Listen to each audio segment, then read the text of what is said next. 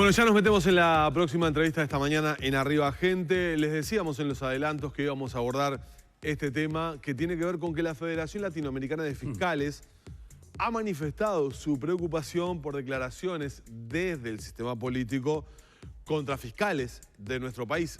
Ha sido notorio en las últimas semanas lo que ha pasado y las voces que se han alzado en este sentido. Para abordar este y otros temas vamos a recibir esta mañana al doctor William Rosa, secretario de la Asociación de Magistrados Fiscales del Uruguay. ¿Asociación de Magistrados Fiscales? No. Sí, sí. ¿Sí? ¿Sigue llamándose magistrado fiscal? El nombre se mantiene, aunque Hay que cambiarlo. Por ahora es como una reivindicación del gremio. Ah, mire usted.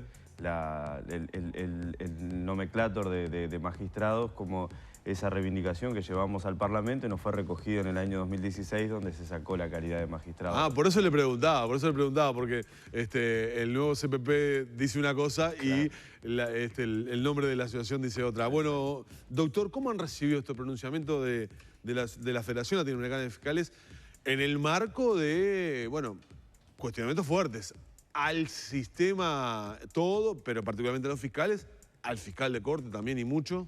¿Cómo lo han visto?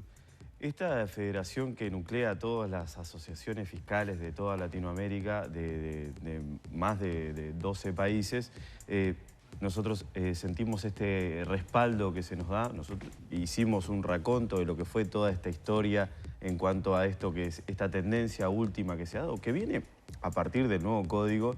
Empezaron ciertos actores políticos primero a trasladar responsabilidades respecto de los números de algunos delitos y del incremento delictivo a lo que es los fiscales, con lo que se llamó el efecto noviembre. Empezó Bonomi con aquello, ¿no? Exacto. Cuando era ministro del Interior, responsabilizando al nuevo código por el aumento de los delitos. Y había una responsabilización ahí de los fiscales, de determinada manera de actuar y todo eso. Nosotros hemos ido monitoreando eso y trasladando a la Federación Latinoamericana de Fiscales con esta última tendencia en donde en sede del Parlamento, en medios de comunicación, a ciertos actores públicos han tenido estas apreciaciones, entendemos nosotros que de alguna forma inconvenientes respecto de los fiscales. Lo trasladamos a la Federación y bueno, surge este apoyo, este comunicado de apoyo de parte de la Federación a la actuación de los fiscales. ¿Se sienten presionados los fiscales por los políticos cuando hay calificaciones de este tipo? Es decir, que hacen el juego para un lado o para el otro. Vamos a tener en claro esto. El mejor marco de trabajo de un fiscal es un trabajo exento de presiones de cualquier tipo. La realidad del nuevo código ha traído que los fiscales tenemos una exposición mucho mayor y hay causas que ameritan más exposición y traen como consecuencia que ya fueran personas que están involucradas como imputados, como denunciantes, como lo que fuera, tienen apreciaciones públicas respecto a esto. Para el fiscal que tiene que decidir tranquilamente respecto de esa causa, obviamente la mediatización de ese caso, obviamente que le genera una presión. Y hay que tener en cuenta esto que es fundamental, que está contemplado en el comunicado. Se trata no solo de actores políticos que han tenido apreciaciones respecto de los fiscales, inconvenientes. Se nos trató a ciertos fiscales de que podríamos ser prevaricadores y todo eso, pero también hay determinados imputados que por otras vías, con otras estrategias, como puede ser entablar demandas civiles contra fiscales, también de alguna manera se procura presionar a ese fiscal o a esos fiscales que están actuando en determinados casos. Entonces, eso también nosotros lo trasladamos a la Federación, porque todo eso significa una presión para el fiscal a la hora de decidir sobre un caso. Sí, ayer tomaba conocimiento de un caso donde se presenta una denuncia o se presenta un escrito sobre hechos con apariencia delictiva por parte de un defensor. Es una denuncia. Es una denuncia. Es una denuncia. Hacia uno de los fiscales especializados en homicidios. Digamos, denunciando una extorsión de ese fiscal a una persona que está con preventiva.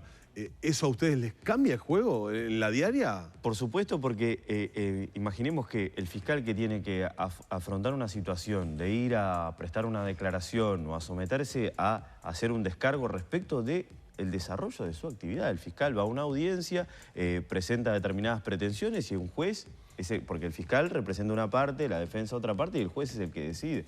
Si a ese fiscal se lo está denunciando por hecho con apariencia delictiva, se lo está demandando civilmente, se están haciendo declaraciones en el Parlamento o en los medios de comunicación respecto de esos fiscales, obviamente esa situación genera una presión en el trabajador que está llevando adelante la persecución criminal, que es lo que le marcó la ley. ¿Ustedes advierten de algo estructurado, de un ataque estructurado a los fiscales? Y si es así, ¿qué razones advierten de esa situación? Acá estamos hablando de tres situaciones que son diferentes y que obviamente no tienen una coordinación de ninguna manera, sino que se trata de tres casos, y hay muchísimos más, en donde se da esta dinámica. Lo que sí vemos es una tendencia que se incrementa a tener esta vía de, bueno, atacar, ir contra el que lleva adelante la persecución criminal cuando hay una manera de llevar adelante un caso que al imputado o al denunciante, a lo que fuere, le disgusta o no está de acuerdo o una situación similar, ¿verdad?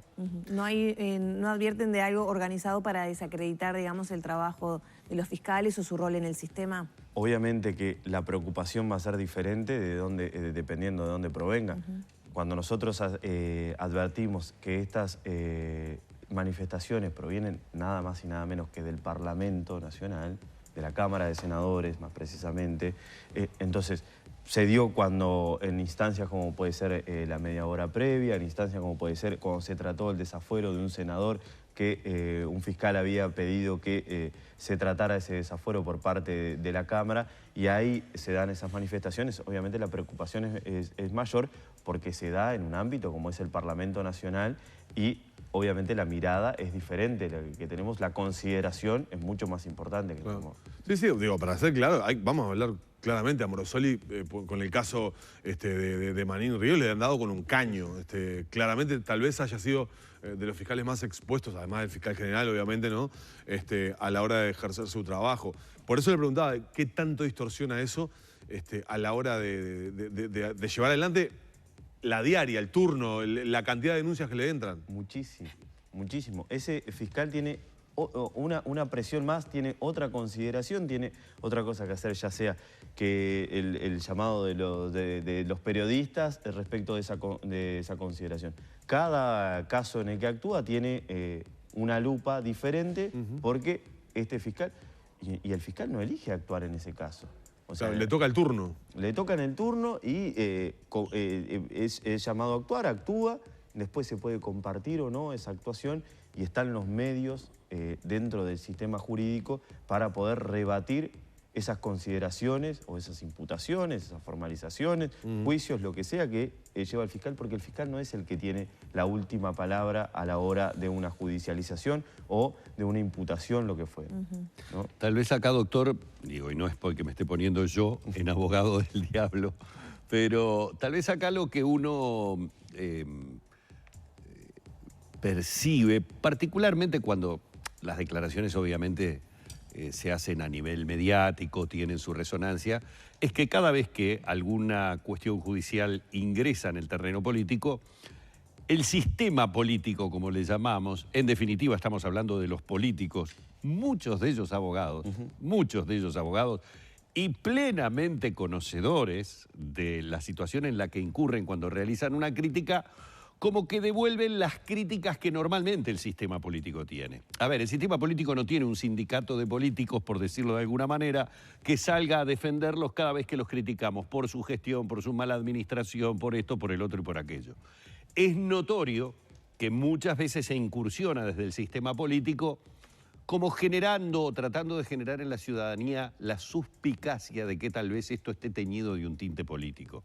¿Cuál es el límite? ¿Hay un límite claro desde el punto de vista jurídico o es difuso? Incluso se lo digo para mí mismo como periodista. Supongamos que hay una situación, una actuación o algo que a mí me parece y emito una opinión.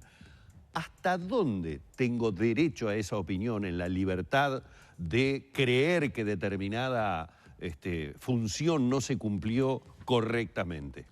El límite está en cuando uno hace una consideración respecto de un funcionario público, en este caso de un fiscal, que podría significar que esa persona está incurriendo en determinadas cuestiones, como ser esto de que los fiscales son prevaricadores o que actúan de una forma que amerita que se le entable una demanda civil o que cometen delitos, como la otra consideración que hacemos. Creo que una cosa es la apreciación respecto de lo que es la actuación del fiscal, es decir, el fiscal estuvo bien, estuvo mal, y otra cosa es ya darle un caliz o hacer una opinión o hacer una consideración peyorativa de esa actuación. Cuando para que tengamos en claro, cuando se dice que un fiscal o que los magistrados son prevaricadores, lo que están diciendo, lo que se está diciendo es que están actuando injustamente a sabiendas, sabiendo que no tienen méritos para hacer algo, igual lo hacen.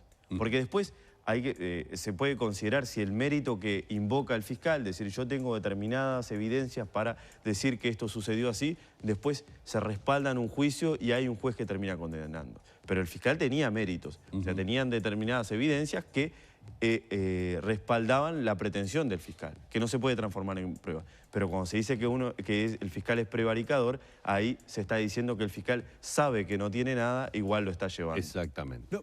No quiero cerrar esta entrevista para preguntarles sobre un tema que tenemos arriba de la mesa que tiene que ver con la situación sanitaria del país y el tipo de... Ya tenemos un fiscal sentado en la mesa, ¿no? Y el tipo de delito en el que puede incurrir alguien que hoy no cumple con las disposiciones sanitarias. ¿Solamente la figura del desacato califica o hay algún otro tipo de elemento jurídico que se podría imputar a una persona que en definitiva pone en riesgo el estatus sanitario de todos al tener una conducta inapropiada como tengo coronavirus, no hago la cuarentena que me mandan las autoridades sanitarias y me paseo por 18 de julio? Bien. En principio esa es la figura que establece el ordenamiento jurídico para situaciones.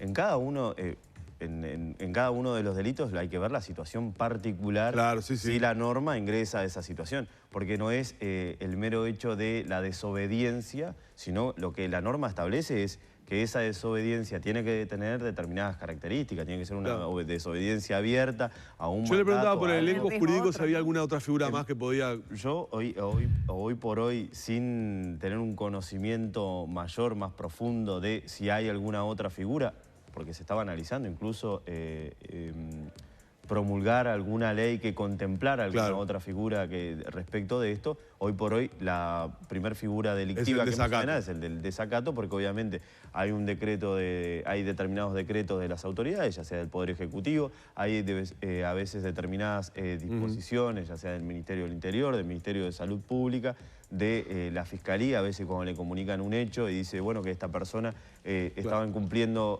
la cuarentena, como se dice, y el fiscal puede decir, bueno, que la persona que se le exhorte a que cumpla la misma, y si lo incumple, va por ese lado. Una figura barata, ¿no? Una calificación barata. Es una calificación. Igual el delito de desacato tiene determinada penalidad, o sea, Marco, creo que el mínimo es 3 meses y el máximo es 18 meses de prisión. Creo que es, bueno, es lo que el legislador ha decidido. Es lo que el legislador decidió, está bien. En fin. Agradezcámosle entonces al doctor William Rosa, que es secretario de la Asociación de Magistrados Fiscales del Uruguay, estos minutos en la mañana de Arriba Gente. Muy amable. Gracias a ustedes. Gracias. Cerramos por aquí la entrevista.